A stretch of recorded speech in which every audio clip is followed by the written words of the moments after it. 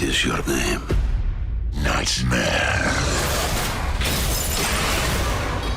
But yeah, you know, the thing that got me excited about the movie was the man, Gabriele Amorth, you know, and his real story, the true biographical details that I could uncover. And, you know, that led me to understand that, you know, through the course of the time, 36 years as the chief exorcist of the Vatican, you know, jobs that he had done earlier in his life, one of them being a journalist, you know, meant that he actually kept a written record of the things that he was experiencing, you know, so there's 12 books to draw from, and they're first person experiences, you know, so that from an actor's point of view is an absolute treasure chest when you get that much information, you know.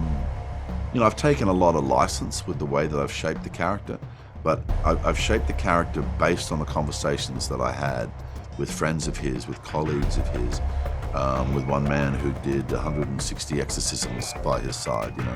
So there's an essence of Gabriele in there, I believe, you know. There's a case that needs your attention. The church has fought this demon before, and they buried the truth here. This is just the beginning. Well, certainly there's a lot of things that go through your mind when you're making a film like this, because you're, you know, surrounded with information and the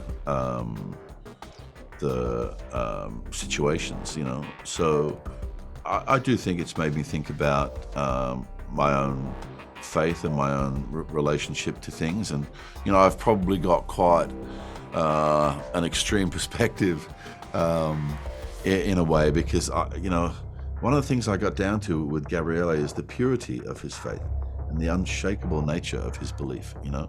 And combined with the sense of humor, I could understand why he was so effective in his job, because, you know, he's dealing with afflicted people, he's dealing with the family of afflicted people, and he's dealing with people who are, you know, going through the darkest period of their life, and he has the ability, or he's the man tasked with the job of bringing that person solace, somehow bringing them to the light, you know.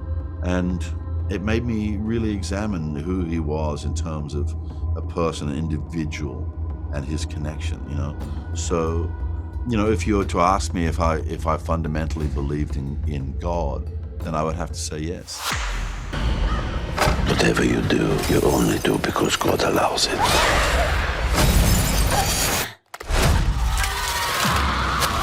Did he allow that? You know, so I think, if anything, the experience has dulled my cynicism. It's made me realize that at the age of 58, for all that I've read, all the places I've been, all the things that I've experienced, I don't really know how this world works. I don't really know anything. And I'm actually more comfortable, less cynical, and more prepared to have a direct relationship from my perspective with God, you know? There is something evil underneath this place. I know your sins. Let's see what secrets you hide.